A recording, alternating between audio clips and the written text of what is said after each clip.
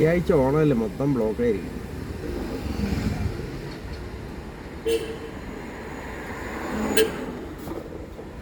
വരണ്ട എവിടം വരെ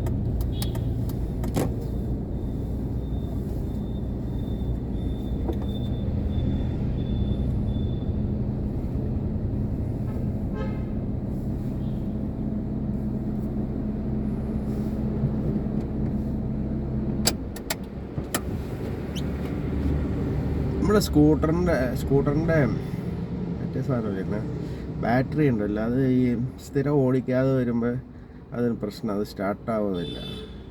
1 വർഷം കൊണ്ടായുള്ളൂ അത് മാറ്റിയിട്ട്.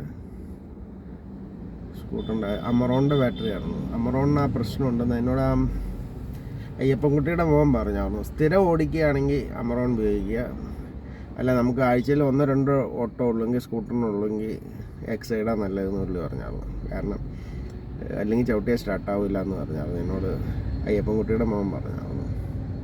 പുള്ളിക്ക് ഇപ്പോൾ വർക്ക്ഷോപ്പില്ല. ഞാൻ ഉണ്ടായിരുന്ന സമയത്ത് 5-8 വർഷം മുമ്പ് ഞാൻ ഇങ്ങനെ എന്തോ ബാറ്ററി മേടിക്കാനായിട്ട് ഇതിനെ പറ്റി സംസാരിച്ചപ്പോൾ പുള്ളി പറഞ്ഞു റെഗുലർ ഡ്രൈവിംഗ് ഉണ്ടെങ്കിൽ അമറോണാണ് നല്ലത്, നല്ല ബാറ്ററിയാണ്.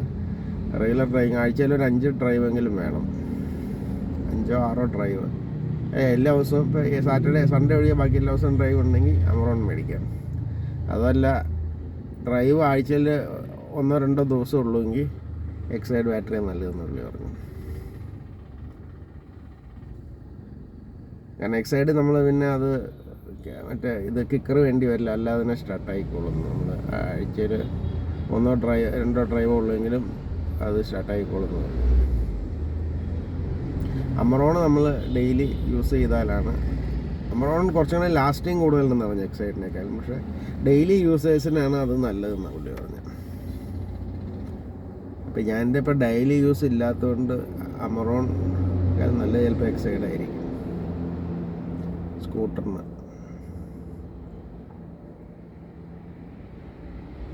കഴിഞ്ഞ ബാറ്ററി എക്സൈഡായിരുന്നു, അതിന് സെയിം ഇഷ്യൂ ഉണ്ടായിരുന്നു. നമ്മൾ ഒരു ദിവസം 2 ദിവസം ഓടിച്ചില്ലെങ്കിൽ പിന്നെ അത് സ്റ്റാർട്ടാക്കാൻ ബുദ്ധിമുട്ടാണ്. ഡെയിലി ഓടിക്കുകയാണെങ്കിൽ കുഴപ്പമില്ല, രാവിലെ സ്റ്റാർട്ടായി. ഇപ്പോൾ ഡെയിലി ഓടിക്കൽ വരുന്നില്ല.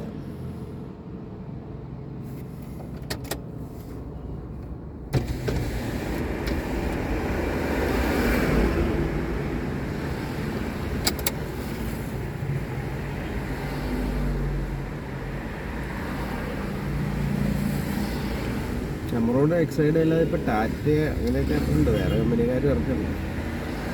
ടോപ്പ് 2 ഇത് 2 വന്നു, അമറോൺ എക്സൈഡ് വന്നു. വേറെ ഏതെങ്കിലും ടാറ്റയുടെ ബാറ്ററി ഇറക്കുന്നുണ്ട്. പക്ഷേ ഞാൻ 4-വീലറിൽ എനിക്ക് കിട്ടിയത് ടാറ്റയുടെ ബാറ്ററിയാണ് ഈ കാറിൽ. പക്ഷെ അത് 3.5 വർഷം ആയപ്പോഴത്തേക്കും പോയായിരുന്നു. 3.5 വർഷം കറക്റ്റ് വന്നുള്ളൂ. അമറോണിൻ്റെ ബാറ്ററി ഇപ്പോൾ എനിക്ക് തോന്നുന്നത് ആദ്യത്തെ 3.5, ഇപ്പോൾ കാറ് 9 വർഷമായി. ആദ്യത്തെ 3.5 വർഷം കഴിഞ്ഞ് ബാക്കി മുഴുവൻ അമറോണിൻ്റെ ബാറ്ററി ഇരുന്നത്. അപ്പോൾ 5.5 വർഷമായിട്ട് അമറോണിൻ്റെ ബാറ്ററി ഇരിക്കുന്നത്. അപ്പോൾ ലൈഫ് നോക്കുമ്പോൾ മറ്റാറായിന്ന് അവരെന്നോട് പറഞ്ഞ കാര്യം, ടൊയോട്ടയിൽ ബാറ്ററി 5 വർഷം കഴിഞ്ഞിട്ടോ മറ്റാറായി എന്നൊക്കെ പറഞ്ഞു. അവരുടെ ആ മേക്ക് അവിടെ കിടക്കുന്നുണ്ട്. 6 വർഷം മുമ്പുള്ള 5 വർഷം മുമ്പുള്ള മേക്ക് കിടക്കുന്നത്. ഇപ്പോൾ 2020 ആദ്യം എങ്ങാണ്ടുള്ള മേക്ക്, അല്ല 2020 19 മേക്കാണ് കിടക്കുന്നത്. 19 ആയിരിക്കും. 5 വർഷമായിട്ട് 5 വർഷം കഴിഞ്ഞു. 2020 ആദ്യമുള്ള മേക്കാന്ന് തോന്നുന്നു, ജനുവരിയിലുള്ള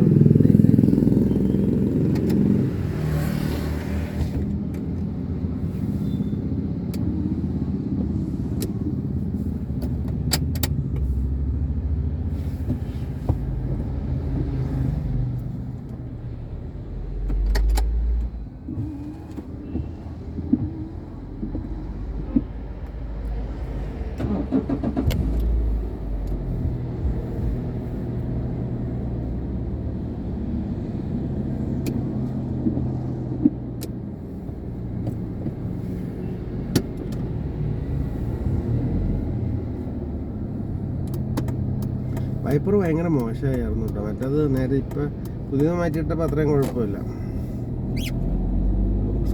മഴ പെയ്ത് കഴിഞ്ഞാൽ ഈ വൈപ്പർ പ്രോപ്പറായിട്ട് ബ്രഷ് ആയില്ലെങ്കിൽ അത് ഒന്നും കാണാൻ പറ്റില്ല നമുക്ക്, പ്രോപ്പറായിട്ട് ബ്രഷ് ആയില്ലെങ്കിൽ.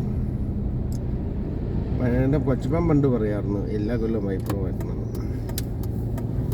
കാരണം ഒരു സമ്മർ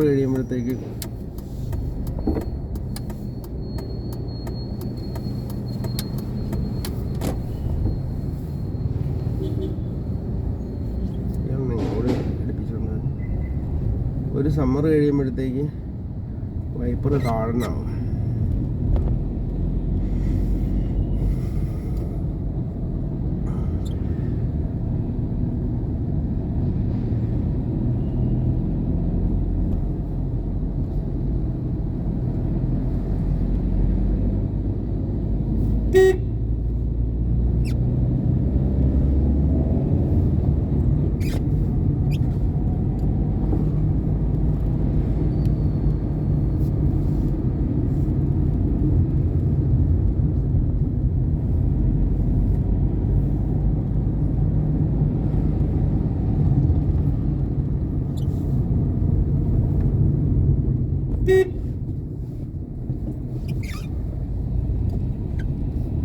കുളക്കടയിൽ രാവിലെ എപ്പോഴും തിരക്കുണ്ടെന്ന് തോന്നുന്നു.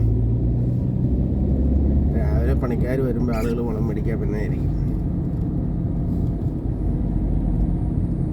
ഈ പണിക്കാരെയൊക്കെ വെച്ച് വളം വിട്ടാൻ മുതലാവും. 1000 രൂപ കൂലി കൊടുക്കണം. അതിൽ നിന്ന് എന്നാ കിട്ടാൻ? ഈ തെങ്ങിലേക്കൊക്കെ ഇടണേ, തെങ്ങ് ജാതി, അതിൽ നിന്നൊക്കെ എന്ത് വരുമാനം കിട്ടാനാണ്? ലേബേഴ്സിനെ വെച്ചുകൊണ്ട് ഒരു കൃഷിയും മുതലാവില്ല.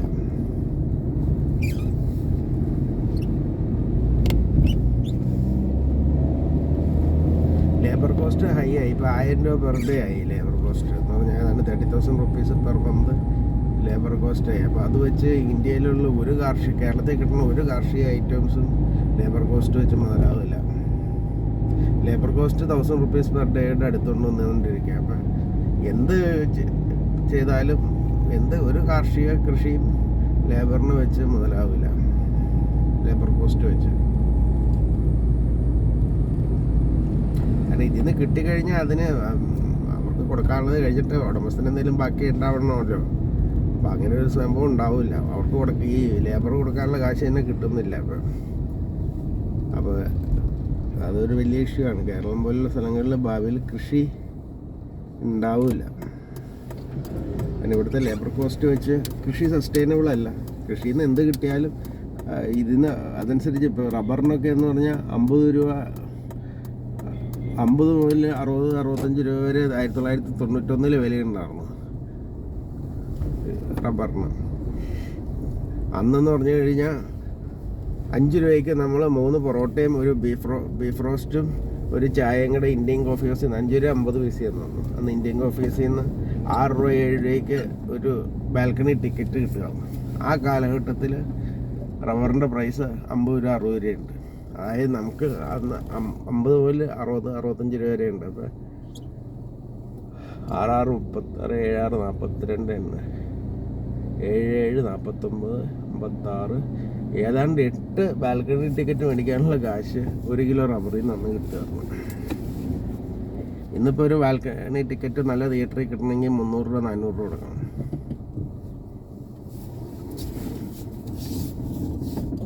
അപ്പോൾ എത്ര രൂപ വേണം? 3200 രൂപ ഇന്ന് റബ്ബറിൽ ഉണ്ടായാലാണ് 1991 റബ്ബറിൻ്റെ കോസ്റ്റ് ഉള്ള പ്രൈസ് ഇതാവുള്ളൂ. 3000 രൂപ കിലോയ്ക്ക് റബ്ബറിന് വന്നാലാണ് 1991 ആ ഒരു ലെവല് മെയിൻറ്റെയിൻ ചെയ്യണമെങ്കിൽ. ഇപ്പോൾ റബ്ബറിന് വില 150-200 എത്രയാണ്? അത്രേ ഉള്ളൂ.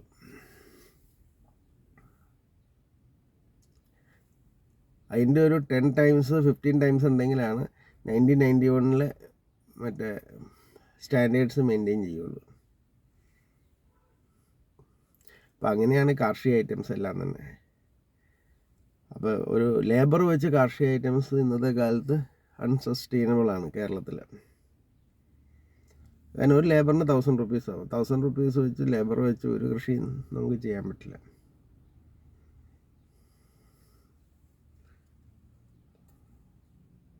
ഇപ്പം മിക്കവാറും ഉടമസ്ഥൻ തന്നെ എന്തെങ്കിലുമൊക്കെ ചെയ്ത് കൂട്ടിയാണ് ചെയ്യണം. അല്ലാതെ ഒരു സ്ഥലത്ത് ലേബറിനെ വിളിക്കണില്ല. ഒരു പറമ്പിലും കാരണം ലേബറിനെ വിളിച്ച് അൺസസ്റ്റൈനബിളാണ് കൃഷി. ഉടമസ്ഥന് ചെയ്യാവുന്നതൊക്കെ ചെയ്യും. കുറച്ച് വളമിടാനുള്ളതും, ഇപ്പം തെങ്ങിൻ്റെ ചോടൊന്നും അങ്ങനെ എടുക്കില്ല, വളമിടാനുള്ളത് ഇടും. തെങ്ങിൻ്റെ ചോട് എടുക്കണമെന്ന് ഇപ്പം നിർബന്ധമൊന്നുമില്ല, വളം ഇട്ട് കൊടുത്താൽ മതി. അങ്ങനെയുള്ള വളമിടാനുള്ളത് ഇപ്പോൾ തെങ്ങിനൊക്കെ ആണെങ്കിൽ തെങ്ങിൻ്റെ ഇതിനും തെങ്ങിൻ്റെ ചോടെടുക്കണമെന്നില്ല, വളം ഇട്ട് കൊടുത്താൽ മതി. വളമിടാനുള്ള ഉടമസ്ഥൻ തന്നെ ഇട്ട് കൊടുക്കും.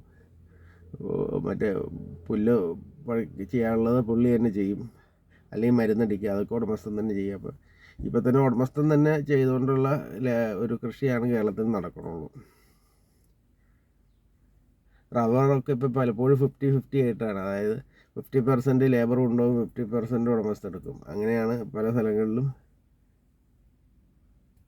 റബ്ബർ നടക്കുന്നത്. അല്ലെങ്കിൽ ഒരു മരത്തിന് ഇത്ര വെച്ച് ഒരു കൊല്ലത്തേക്ക് കൊടുക്കും. ഈ രീതിയിലൊക്കെയാണ് മിക്കവാറും സ്ഥലത്ത് 50-50 ആണ്. അത് 10 ഷീറ്റ് കിട്ടി 5 ഷീറ്റ് ഉടമസ്ഥന്, 5 ഷീറ്റ് ലേബറിന്.